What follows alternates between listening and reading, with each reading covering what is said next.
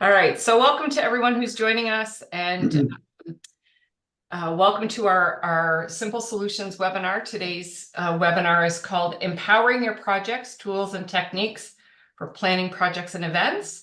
And this will be a joint webinar between our two presenters today will be Cassandra Skipper and Rob Schoenberger. And in a minute, I'll turn it over to them. But for those of you, just a quick introduction of myself. My name is Claire Bondi.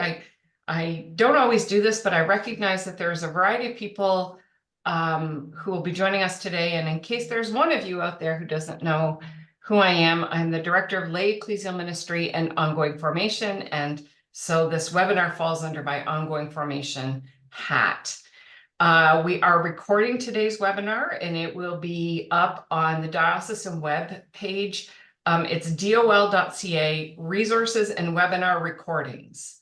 So dol.ca/resources and webinar recordings. And all of our webinar, there are links to all of our previous webinars on that site. There's no dots or dashes or anything. It's all one word, resources and webinar recordings. You are able to chat. So if you want to say hello, you are welcome to do that through the chat box, as Cassandra just did. And there is a Q&A box. If you have questions as Rob and Cassandra are presenting, we invite you to put those questions in the Q&A box chat, and then we can keep it helps us keep track of making sure that we've answered questions at the end of the conversation today. So there will be time for Q&A at the end, and I think Cassandra and Rob will be asking for some input along the way. So I am going to turn it over. I don't know who's going to take control here, but I'm going to click off and I'll pop back in at the end. All right. Hello, everyone. Welcome to Empower Your Projects. Let's pray. In the name of the Father, the Son, and the Holy Spirit. Amen. Heavenly Father, thank you for the gift of webinar and the opportunity for us to gather today. As we embark on the topic of project planning, we acknowledge that you are the ultimate strategist. We call on you to be our guide as we navigate this webinar. Give us the wisdom to understand and apply the tools available for us. Give us the patience to handle any challenges we face. Give us the creativity to initiate projects in new ways. We offer you this time, trusting that you'll steer us in the right direction. Amen. In the name of the Father, the Son, and the Holy Spirit. Amen. All right, so today is a little different. Simple Solutions, usually you just get me for a full hour, which, whew, it's a lot. But today Rob's with me because he's going to help share some specific tool, a specific tool that can help you with your project management. So here's today's plan. We're going to start with what is project management and how can it help me or how can it help you? What is Planner and how does it work? That's the tool we're talking about. And then we're going to do a walkthrough of Planner with an example project that hopefully will resonate and connect with you and how you do your work. So I'm going to start out with just talking about project management in general. When I say project management, honestly, sometimes, and maybe you as like other church workers encounter this. Sometimes you're at a party and someone asks, what do you do for a living? And I say, oh, I work for the Catholic Church. And they go, oh, what do you do? And I'm like, well, and sometimes I just say I'm a project planner for the diocese because I plan a lot of projects and I don't need to go into all the detail of what those are. But sometimes that's how I describe it, because a project is defined as outcomes that require more than one action step to complete. Something that you can mark off as finished within the next 12 months, give or take. And that comes from Getting Things Done, The Art of Stress-Free Productivity from David Allen. I have talked about that in previous Simple Solutions before. And if you haven't picked that up or listened to it, I highly recommend it. Oh, hang on, I'm going to go back for a second because there's something else I wanted to say about projects. So current projects that you have would have at least one next action. It would have more than one step to complete. So that means there's more than one task you need to do that's related to it. Or maybe you're waiting for something, you're waiting for a specific day, but anything that's multi-step is a project. If a project or an idea, so this could be an event, it could be a program, it could be an initiative of some sort that you're doing in your family of parishes, Honestly, this pertains to your life outside of work as well. We have projects in our daily lives and in our home lives. But projects or things like that that do not have a next action, they don't have a specific task that you're ready to take action on. You're not waiting for something specific to get back from someone else, or you're not waiting for a specific date in the calendar to get that started, then it's not actually an active project. It might be something you could put on like a someday maybe list, or something you want to like give yourself a calendar reminder. In 6 months, I need to remember about this, but I'm not ready to take action. It's just an idea right now. Or so that's not a current project. A current project is something that has an action, a waiting for, or a calendar action that is active, that you can take action on now. So that's an active project. And so I keep a list of my current projects, anything from helping to write a document or edit a document, plan a committee meeting, run a program, plan a retreat. All those things for me are projects. And so the actions for our projects are listed as tasks on my like to-do list. They're different because a project is made up of multiple of those things. And we want to review our projects and the things that are going on a regular basis. So if you see me looking this way, it's because on my whiteboard in front of my desk, I have a list of my active projects. So I'm constantly looking and going, okay, that's coming up and this is what I need to work on. And it keeps me focused on what do I have on my plate right now. So project list. This is a list of current, it's like a table of contents of what you're currently working on, what's on your plate. And most people have 10 to 100 current projects personally and professionally. That's a lot to manage. And so if you don't know how to manage it, then that becomes overwhelming when you think of all of the things that you have to do. Without figuring out a system or a practice of how you're going to manage your projects and the actions that come with them, that becomes super overwhelming. When you are making a project list, you want to name your project based on the outcome that you will achieve. So host here and now retreat. That's by the end of it, I will have hosted a here and now retreat. That's a current project on my list.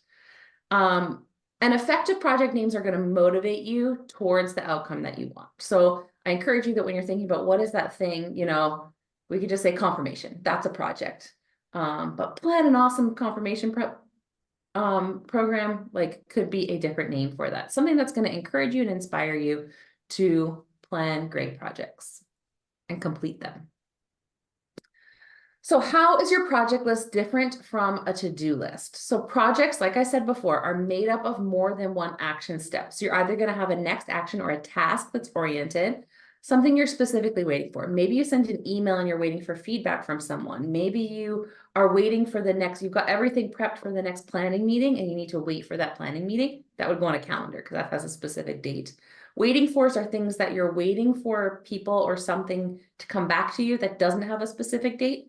Calendar action is something you can put on the calendar and go, okay, my next thing that I have to do for this project is be at the planning meeting on May 17th.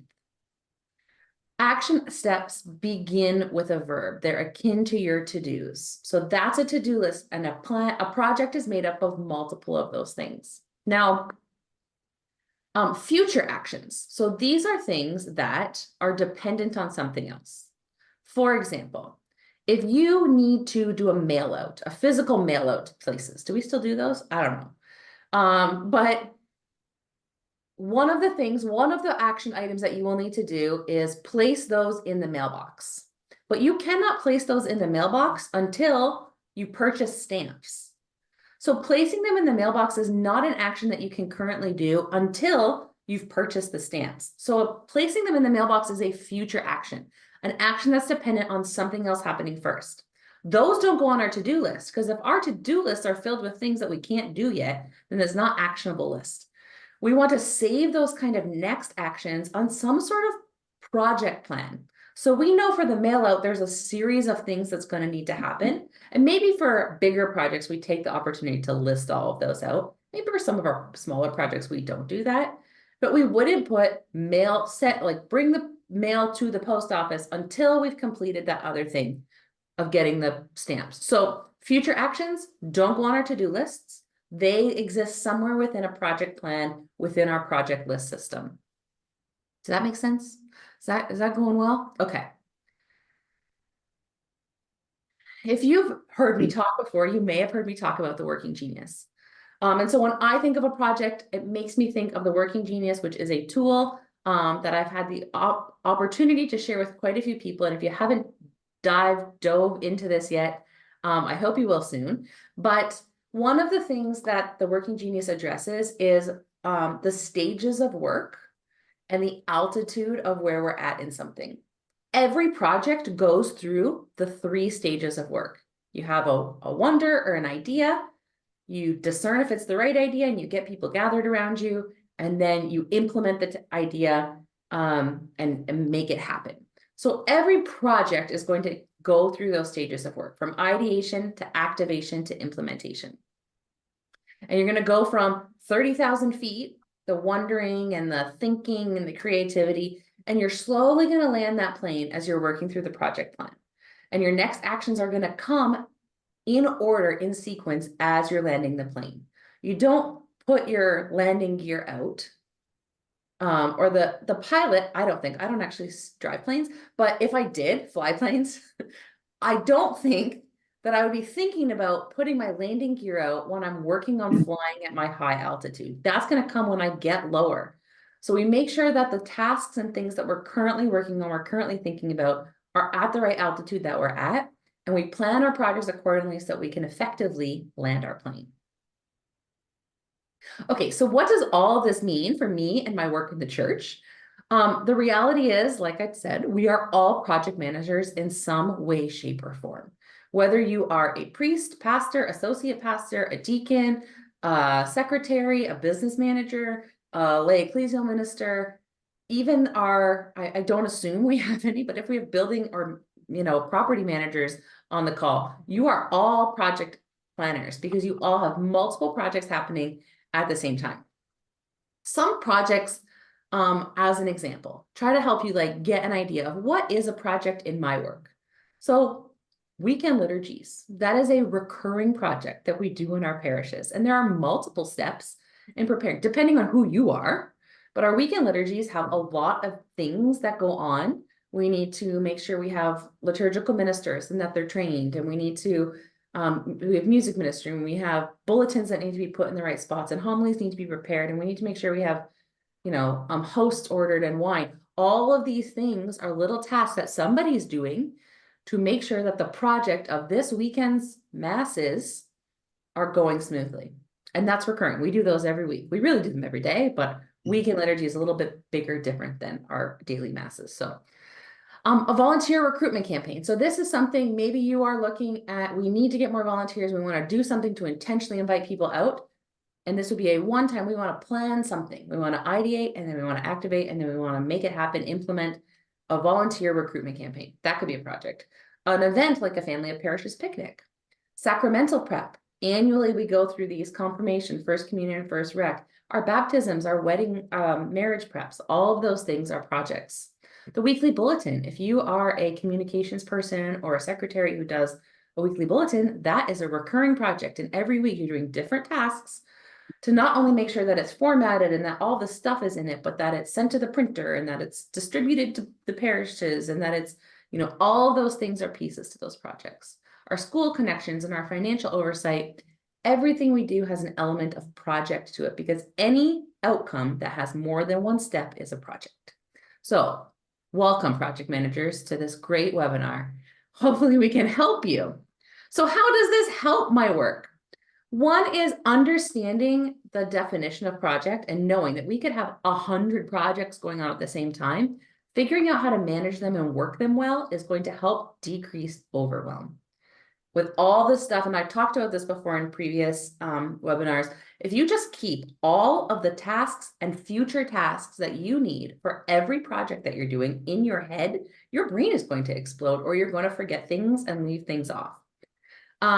So knowing what a project is and learning how to manage projects is going to help decrease how overwhelmed you feel.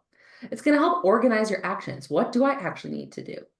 It's going to help you take stock of how much is on your plate. If you have a project list, with 15 things on it, lovely. If you have a project list with 85 things on it, and they're all due around the same time, it will help you take stock of what is actually happening in your world of work and in your world of life as well. And it's going to help you prioritize. If you have 85 projects, then you're going to need to pull out the tasks that are most important to happen right here and right now. And so organizing your projects and understanding what the next actions are and what future actions are is going to help you prioritize what needs to be happening right now. If it's something that does not need to be happening right now, then it doesn't go on our next action list. I'm just going to pause here to say, if you have any questions, please make sure you put them in the Q&A. Okay, so how do we get organized? Right, we understand the concept now of a project, and we're going to have a list of all the projects we have going on. I've managed my projects in a lot of different ways over the years. I've been using this kind of method for a long time. I've before had a workbook. I have my note-taking book here. This is like my book I bring to all my meetings, and in the past, I've had a section of the book that has just project notes. So all of my projects, if I just have notes or future actions, or I don't want to forget something, I will keep a page on each project and write things down. If you're a writer person, that could help you, or in a planner or something like that. I've done it on different tech ways. But what you want to do is you want to, one, have a place where you list your projects, everything that's happening. Number two, you want to have a place where you keep current actions and future actions and notes on that project in one place where you know where to get it all. And one of the things, and oh, sorry, one more thing I want to talk about before we get into this is one of the things is this can help you individually. So when you are planning the projects that you are responsible for, excellent. But it also can be super helpful when you are working in a team, and we are all called to communal and teamwork in this church world. And so we share tasks and projects with other people, right? We do not run a sacramental prep program by ourselves. There are secretaries, and I'm speaking as if I was an LEM right now. There are secretaries, and there are priests, and there are volunteers involved, and we coordinate and plan all those with people. And so planning projects and organizing them with people is kind of the best way to use this organizational tool. So at this point, I'm going to pass it over to Rob because he's going to talk about a great tool that's available to you. You already have it. It's a Microsoft product, and it is called Planner. And let me just stop sharing my screen, Rob, and you can take over. Okay, thank you, Cassandra. I'll just get my screen up here and see if I can get the right one. Everybody see that one okay? Oh, you should see a screen that shows Planner.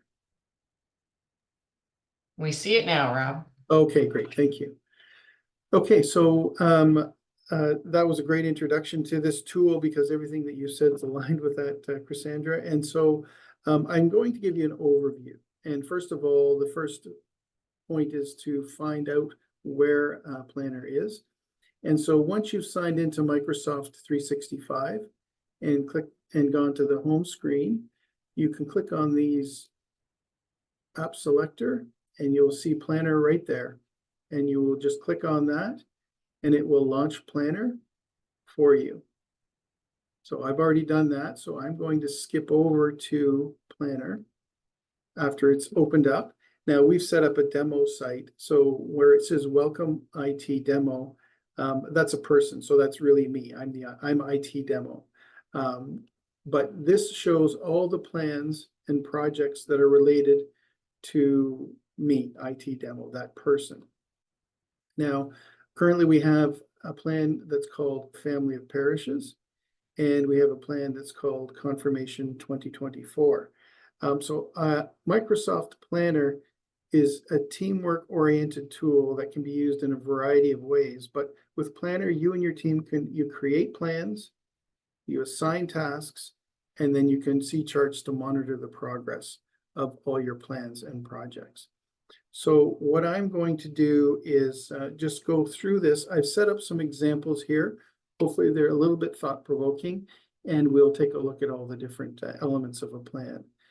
The three things that you need to think about are plans, buckets, and tasks. And I suppose the fourth would be members. So on the left-hand side here, or on the what's called the hub, you can see the two different plans that are part of this planner here for me. So I'm going to click on Family of Parishes. But just before I do that, I want to show you something that's kind of neat. If you click on the ellipsis and then pin, it actually shows you a snapshot of all the different projects and tasks that you've got going on. Okay, so as soon as you logged in and looked at your dashboard, you would see that. But just for convenience sake, I'm going to unpin that. And then I'm going to click into Family of Parishes. So we're clicking on the Family of Parishes plan. And I've already added some members that are going to be participating in this plan. You can see them there. If I wanted to add another member, I would simply type in their email address or their name, and it would show up, and I could add that new member to this plan. I'm not going to do that at this point.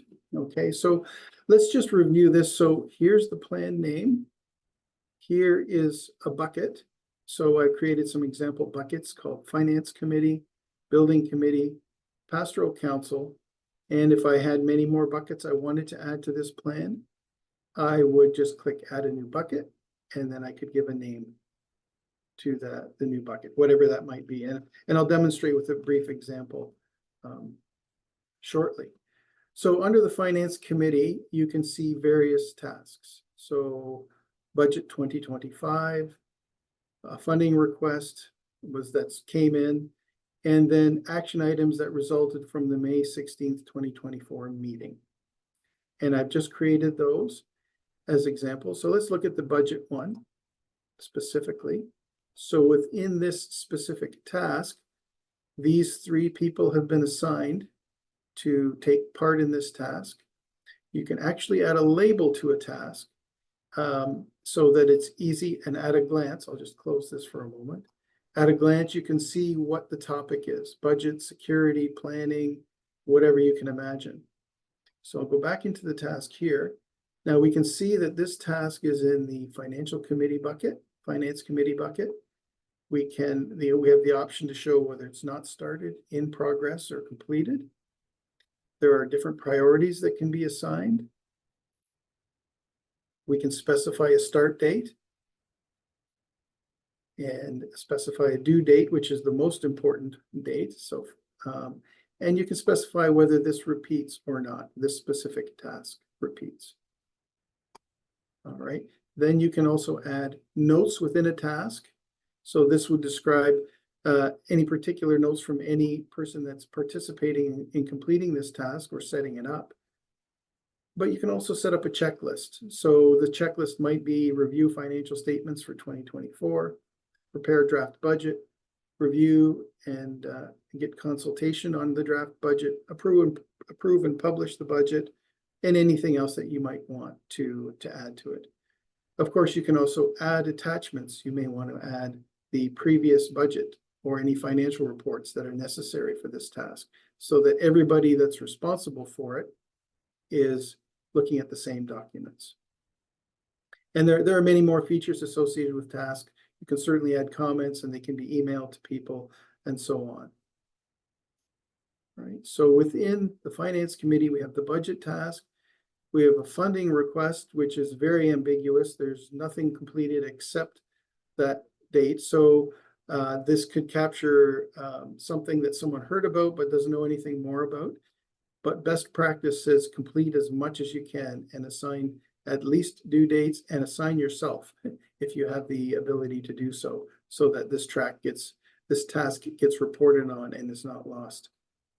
And then this would represent something from the action items from the last Finance Committee meeting. And these are the people assigned. In this particular one, I've not assigned a label, but I do have an attachment. And it's just a sample attachment. But if you see the attachment here, it's just the Finance Committee meetings from meeting minutes from the last meeting. Okay, so this would be, of course, be complete. Okay, so that covers the important elements of the tasks. Now, the building committee had a security task, that project that they needed to do. It's important. It was due last month and it's nothing has happened to it. So this, you can see that it's been identified as late here. And once we look at the different ways you can view the tasks and the priorities, that will be helpful down the line. This specific individual is responsible for it. Okay. And then here with the pastoral council, we've got a task that within this bucket, and new team members need to be set up. So in the checklist, you can subscribe, you can make a list of all the different steps that are necessary from members that are leaving the current council to the process of bringing them on. And then if you wanted the pastoral council nominee list, you could attach it here and keep track of it that way.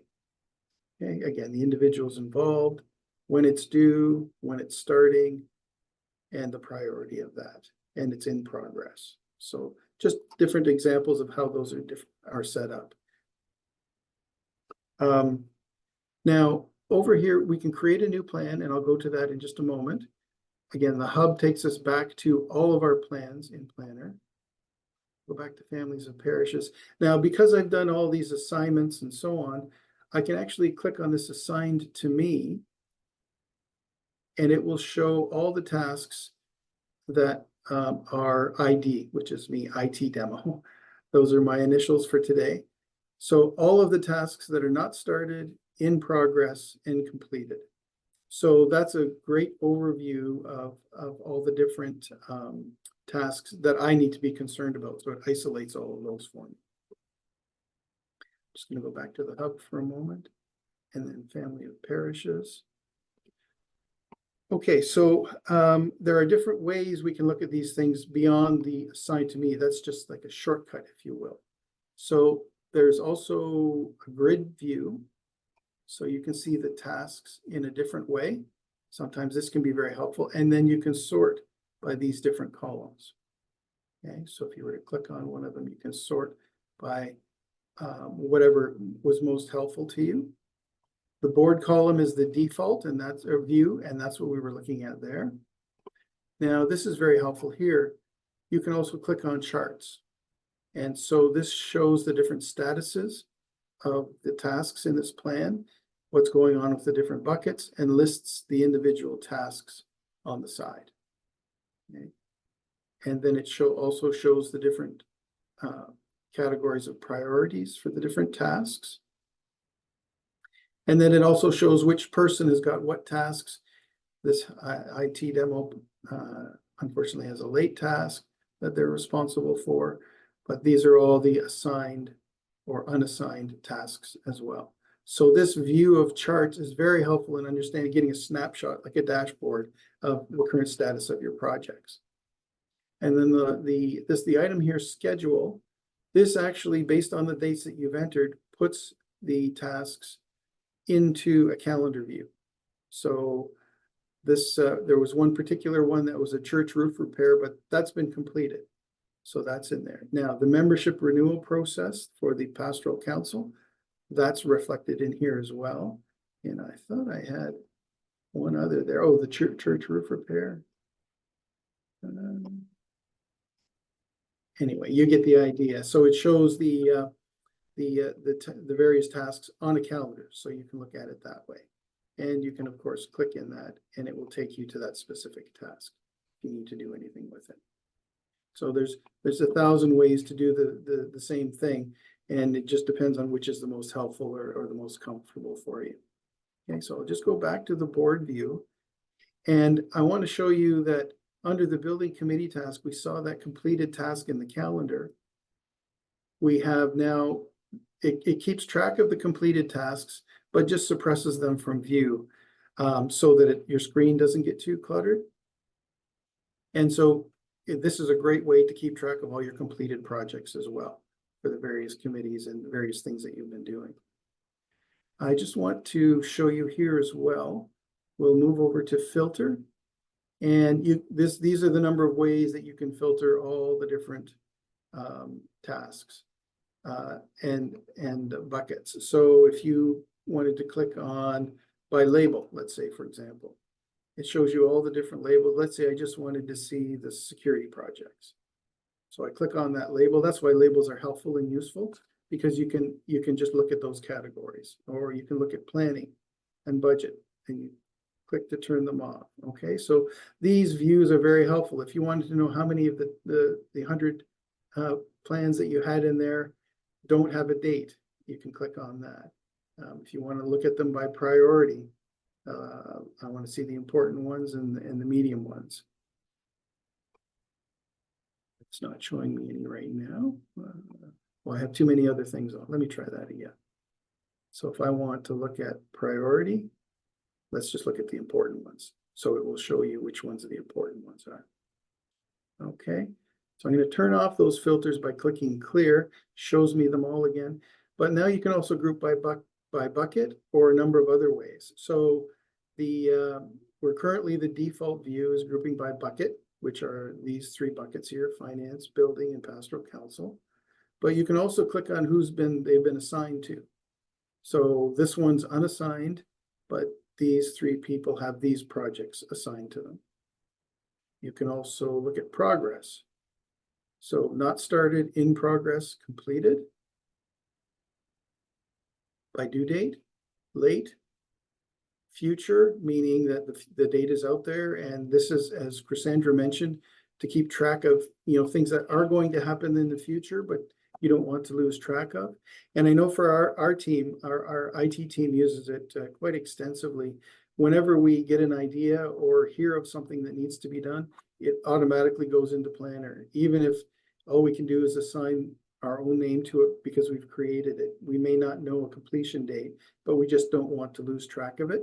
And then that goes back to what Cassandra said earlier about what's the magnitude of projects we've got, which ones can wait, making sure we pick the right projects with the right priorities so that we're not doing something that's a low priority when there's a few high priority things going on.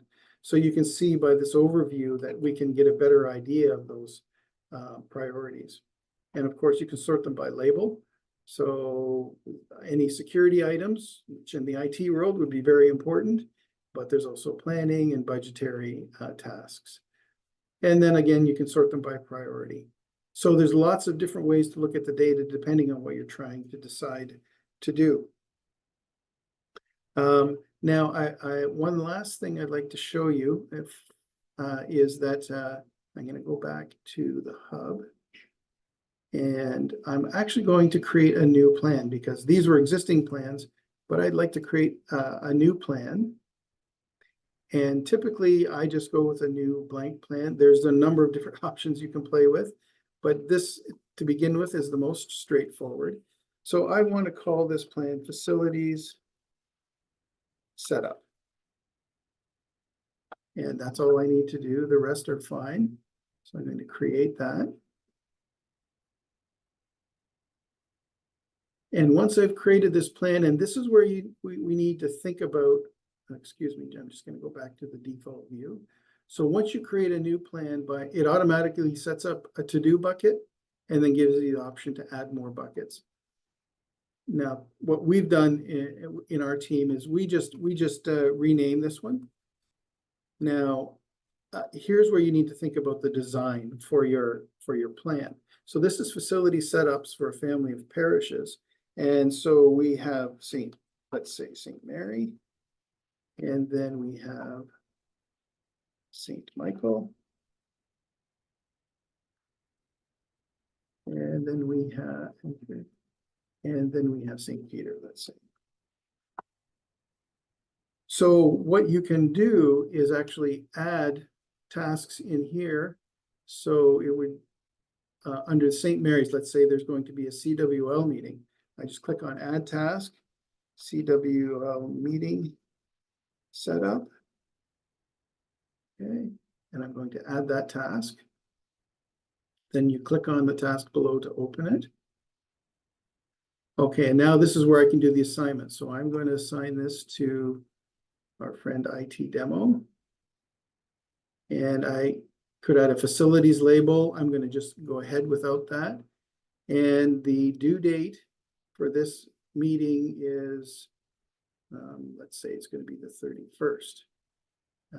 The priority is medium. Typically, most priorities stay at medium. The progress, let's say we don't need to start this until the 29th, so it's not started yet. If there's any special notes I want to add, I can type them in here, special considerations. And then I can add a checklist of items.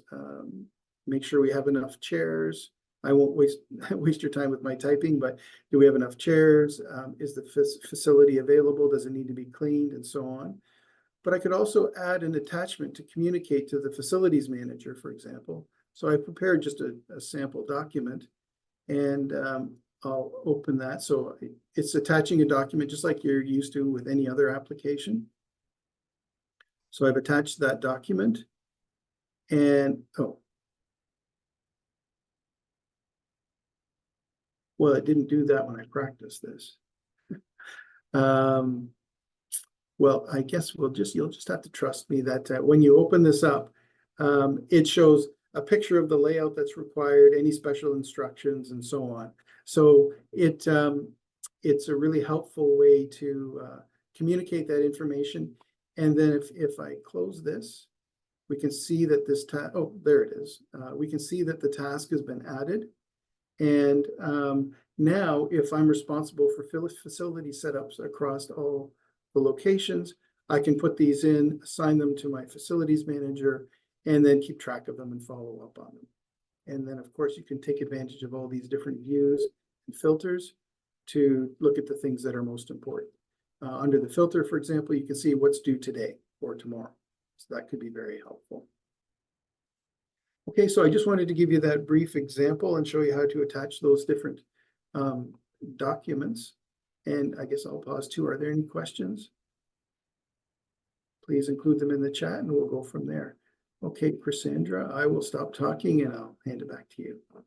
Okay, so as Rob and I were like dreaming up how we could present this together, we decided it might be fun to combine our efforts and practice. How would we put in the like methodology of project planning into Planner? So we are going to set up a new plan for Confirmation Prep 2024. Okay, so we're going to put on our family of parish working hat, and whether we're an LEM or a associate pastor who's responsible for this, or a secretary who's involved in doing the registration or submitting everything on DDMS, there's lots of people who touch a project like Confirmation. So we are going to create a planner for the project called Confirmation 2024. Okay. So first thing, this is again how I would use this if I were setting up my project as a plan.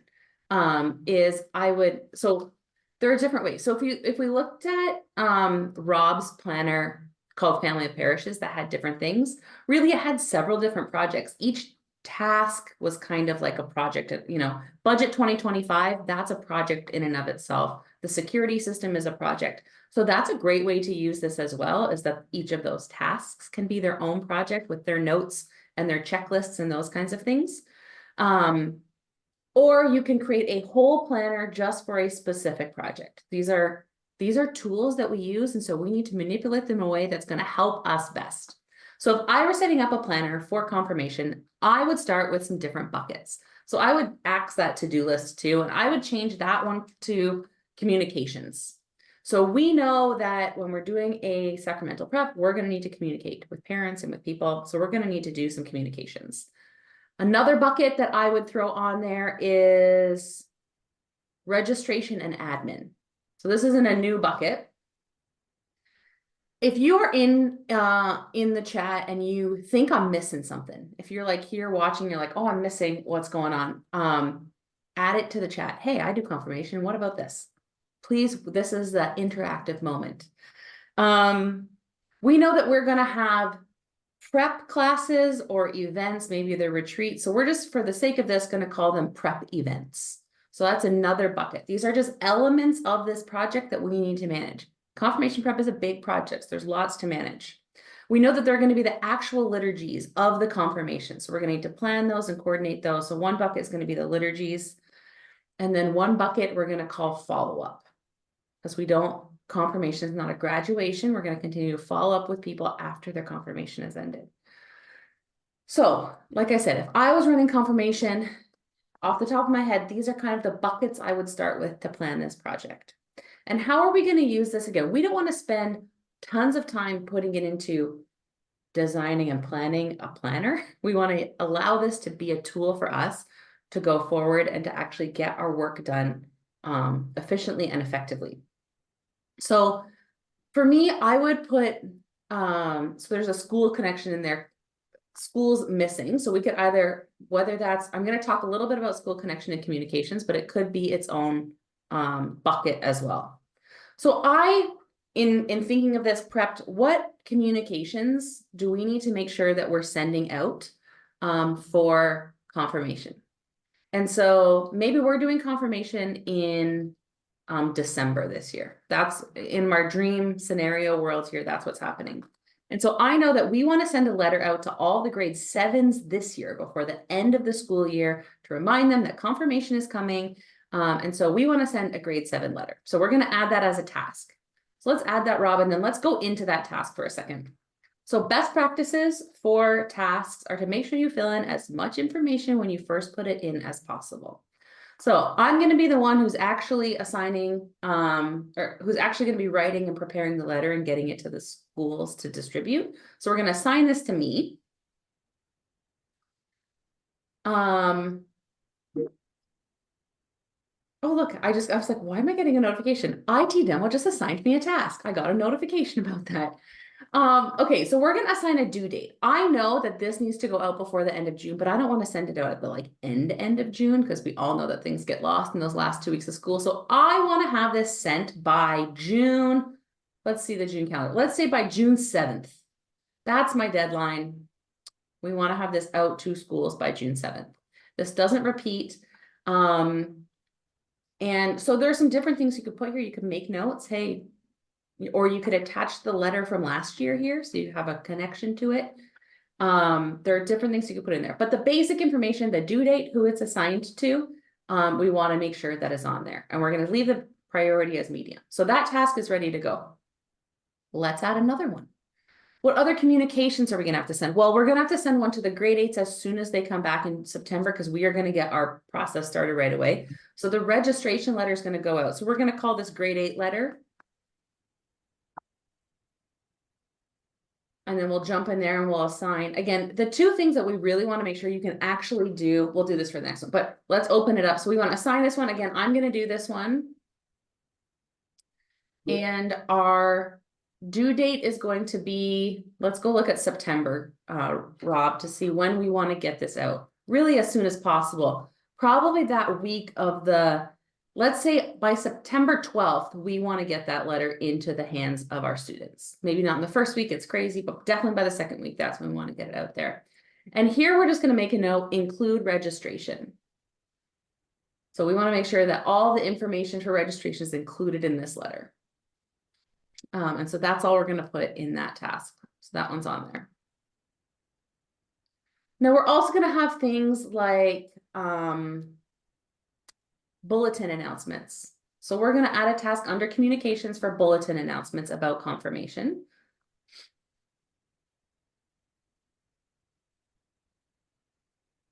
And here I'm going to pretend that Rob, or IT demo, is actually our communications person. He's the person who handles all of our social media and bulletins. So I'm going to assign this to him. And I'm going to put a due date of, we actually want to start promo for this in August, because our parishes are still happening. So we're going to start in August, maybe August 15th. That seems like a special day. It's the Feast of the Assumption. And because I'm assigning this to someone else, I may need to put in information here. So again, I could add notes, I could add specific checklists. We want to run this in the bulletin for all the way up until a certain date. And so we can add notes for people about the task right here in the plan. We could attach, say we have a image that we want them to use. We could attach that here, or it could come later. Perfect. Okay. So we can leave that. So there we go. There's some of the communication things that we are going to have on there. let's just jump over, there's registration and admin stuff that we could do, so. And we don't need to add this, but here are just some things off the top of my head that would go here. Okay, so we need to set up the online registration. We need to set follow-up dates and deadlines. So I would even put those in here, deadline for registration, and assign it as a due date so that you know when it's coming. But let's go to prep events, because we know that this is a big part of it. So whether you're doing weekly classes or you're doing some like super Saturdays or retreat days or things like that, there are a couple of things. So one, we are going to choose or plan our program. So we'll just call it choose a program here. And in this one, this is going to be assigned to us. And so assign and date can be done right on that homepage if you don't need to go in and do these things. If you don't need to go in and do any more. We can use, yeah, let's try it. Let's delete this one, Rob, and let's add it again. So right in here, so we're gonna, as you can see set up here, I'm pointing to my screen like you can see that. So we're gonna add the task. We're gonna call it choose program. And right here on this page, we don't have to dive deeper. We can just set the due date. I need to have the program chosen by end of June. So we're gonna set that and we're gonna assign it to ourselves. And so you can do those basic things right on this homepage. You don't have to necessarily go in and put more information if you don't, if you just need to get the basic stuff. If you're just setting out a plan to be like, I need to get all of my stuff on the page, that's how I recommend doing it. It's just lay as much out without clicking into more things as possible. So we need to recruit volunteers. There's tons of things that go into this. So again, recruit volunteers, we need to do that by, whenever, end of June, or whatever your timeline is. So you're starting to see. So let's set this by end of June.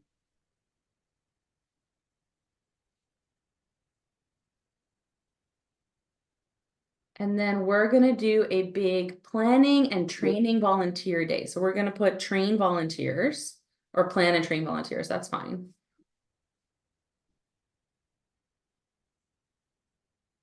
And we're going to do that on September 7th.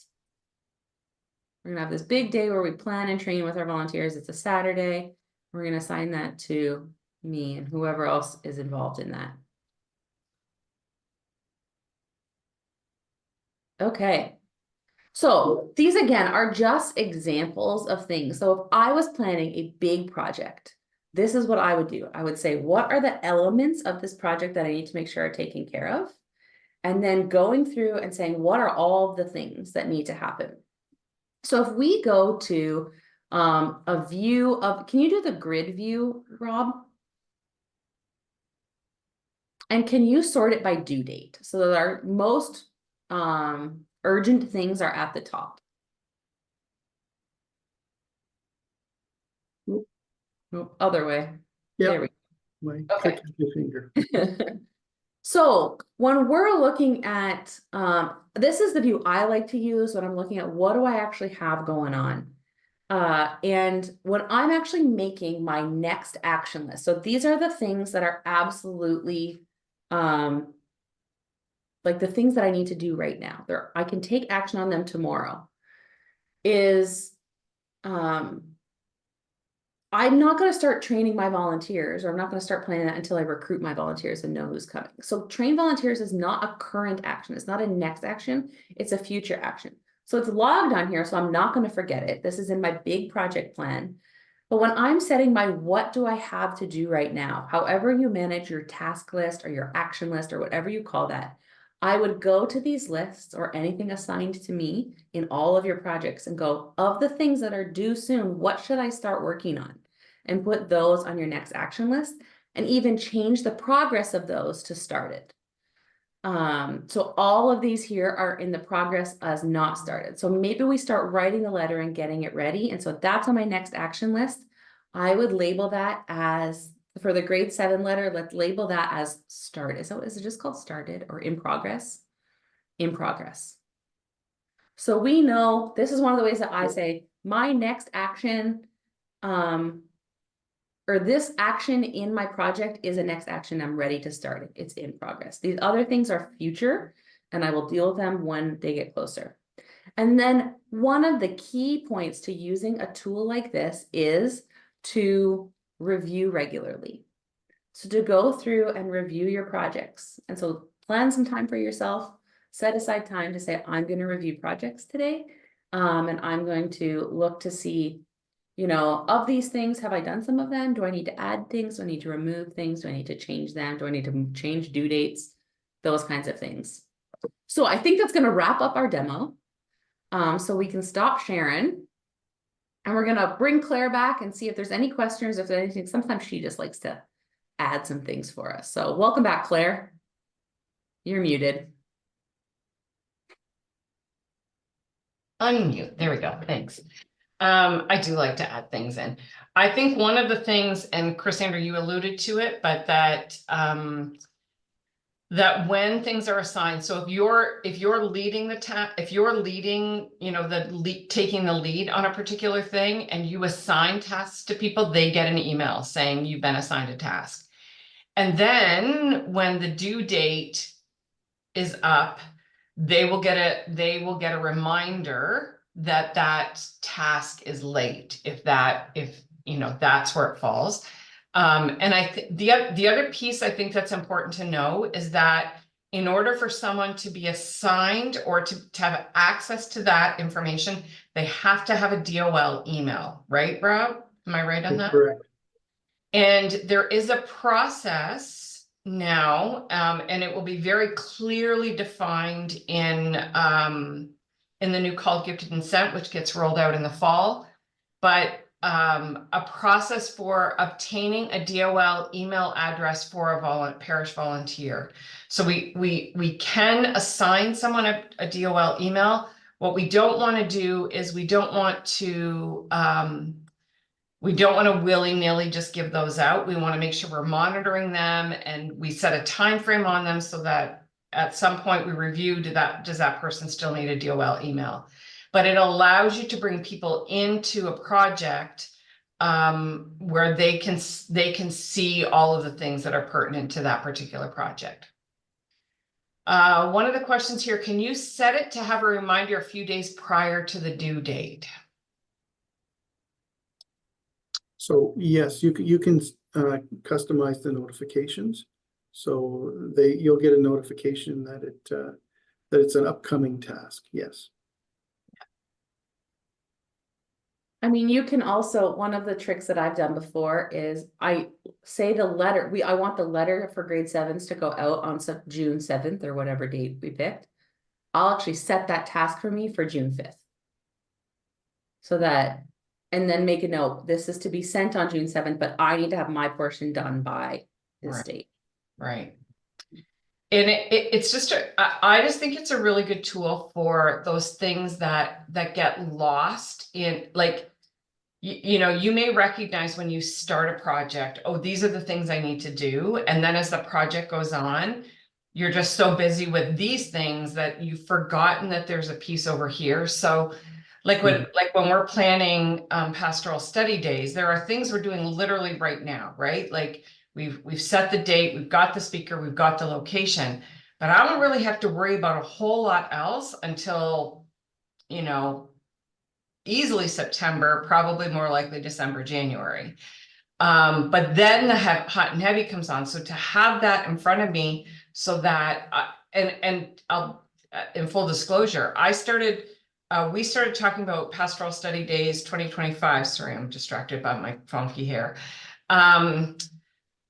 Right after the last one, and we had some things in place, and I was supposed to go in December to see the location and couldn't make it because of weather. It was December and it's in Stratford. And then I totally forgot about it. Had I had it in Planner, it would have sent me a reminder. Luckily, we were able to get the location we wanted, but by the time I reached out to her again, she's like, oh, let me double check because, you know, their books have filled up. So it's good to have, you know, just those things that are even off in the distance so that we know to come back to them.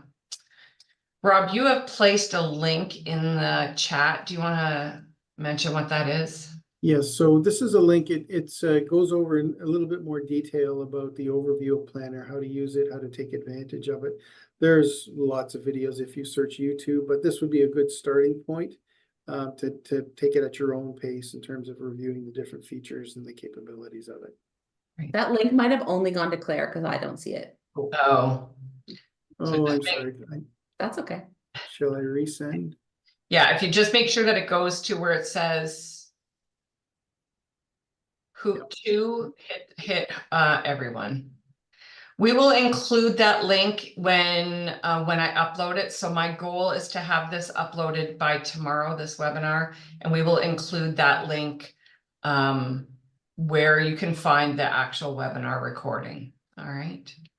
I also just want to circle back to something that I think I'd mentioned briefly at the beginning, but this tool can be used by yourself, right? So if you are the only one on your team who is currently dedicated to doing some project management and you don't have the authority, it's not in your circle of control to get everyone on your team on board, you could be a champion for it and be like, I got this really great tool, you should all try it.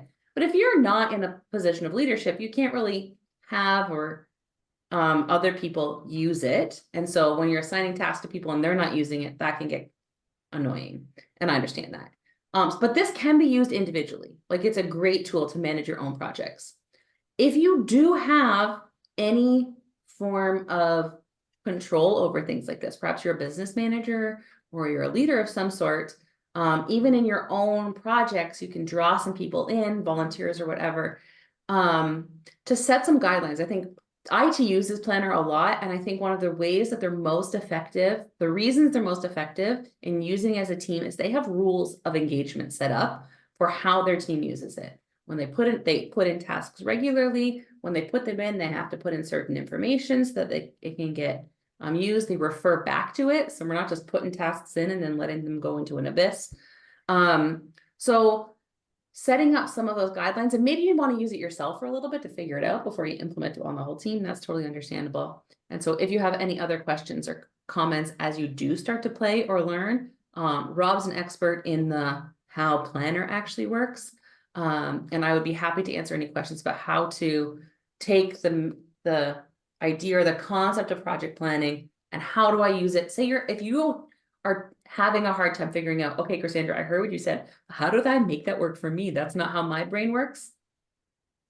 Let's have a Zoom chat and I'll help you figure out how to make it work for you. Yeah, it's one of those things where when you're, well, okay, I'm just going to use myself as an example. When I'm awake at 3 o'clock in the morning and I'm reviewing the things that, that are keeping me awake at 3 o'clock in the morning, being able to have a place to land all those thoughts so that they're not up here and I can focus on one thing at a time. Because typically what I figure out is that it's not as in-depth or it's not as big a thing as I thought it was when I get it down on paper. And once it's down on paper or in Planner where I have a plan for it, I can let it go and focus on the next step. Cassandra, one of the other things I would like to include in where we land this particular webinar is you have a list of action words that help determine if something is, if it's actually an actionable item, right? Yeah. And so being able to identify the specific action words to say, is this concept or is this an actionable thing? I think is really helpful, particularly for those of us who don't have linear thinking brains. I don't have a linear thinking brain. Okay. So it's helpful it's helpful tool for me. All right. I have one more thing to say, Yeah. and then I'll stop, I promise. I know there are some people for whom summer is not actually a slow time, but for many of us in the church, summer is a slower time. We're planning and we're ramping up. It is an ideal time to design your plan and get yourself in order so that when September hits and the crazy begins, that you have your stuff in place and you know how you're going to manage your work for the upcoming year. So use the summer to play with Planner, to try things out, to try some of these systems, to watch back some of these past webinars and learn about how we're going to use these tools effectively to make us the best that we can be. Great. All right, Cassandra, do you have a plan for our next solutions? I have a plan. What a silly question. I don't have a title, so well, I'll think of something creative and catchy. But the next and last webinar of this kind of season of Simple Solutions, we are going to do a new season next year. And if you have any things you want or ideas, you let me know. But next month, we are going to be doing a webinar on processes. So how to identify places for processes in your work and how to set up a process. Things that happen regularly that reoccur that you can kind of lump together and figure out a way that some of it can be automated and some of it. So we're just going to talk about implementing processes in your work. It's one of those, I think sometimes I hear very often from people, you know, working in families of parishes, how overwhelmed they are by the amount of work that has to be done. And the more processes we can put in place, the more tools we can use like Planner, the more effective our time can be, right? Like, these are just tools to help us work more effectively, quite frankly, and those are valuable. I do also want to give a plug because next Wednesday is the Insurance and Facility Rental Procedures webinar, which is the Harmony of Service, which is coming from Temporal Affairs. I know it sounds so riveting. That is in the important work. It is important work. That is in the afternoon. I think that's at 1 or 1:30. But I think the Building and Property Management Policies and Procedures, which was supposed to be in April, that will take place that morning. So that's on the morning of the May 22nd. So both of those you can find on dol.ca/gatherings. That website has all the information about those. And yeah, there's another one there too, Administration Policies and Procedures in June. So stay tuned for those. And this will be up on the webpage by tomorrow afternoon because I'm leaving. And so I want it up before I go. All right. Thanks, everybody. Thanks for joining us. Thank you. Bye. Thanks, Rob. For sharing your wisdom. My pleasure. Okay. Thank you. Bye-bye. Bye-bye.